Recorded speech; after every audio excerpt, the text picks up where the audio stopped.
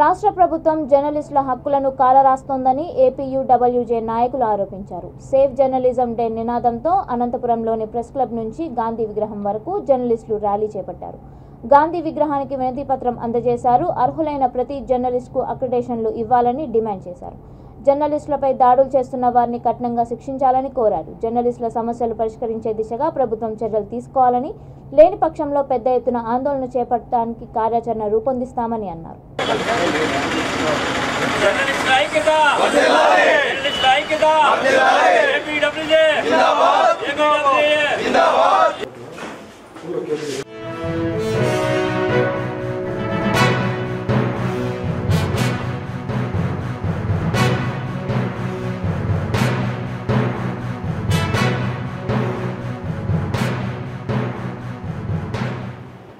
Indian journalist union పిలుపు మేరకు ఇటీవల చెన్నైలో జరిగినటువంటి ప్లీనరీలో తీర్మానం మేరకు ఈరోజు దేశవ్యాప్తంగా జరుగుతున్నటువంటి సేవ్ జర్నలిజం డే కార్యక్రమాన్ని ఇవాళ అనంతపురంలో కూడా దిగ్విజయంగా కార్యక్రమం చేపట్టడం జరిగింది. ప్రెస్ క్లబ్ నుంచి ర్యాలీగా వచ్చి గాంధీ విగ్రహం వద్ద పాత్రికేయులను కూడా ప్రొటెస్ట్ చేయడం జరిగింది.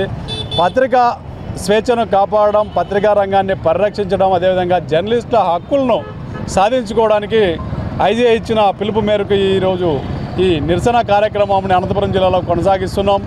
భవిష్యత్తులో జర్నలిస్టుల హక్కుల కోసం Andhra Pradesh union of working journalist ఆధ్వర్యంలో ఇదే పోరాట కార్యక్రమాలు కొనసాగిస్తామని చెప్తున్నాం. ఇప్పటికైనా కేంద్ర రాష్ట్ర ప్రభుత్వాలు జర్నలిస్టుల పట్ల సానుకూల వైఖరిని అవలంబించాలి.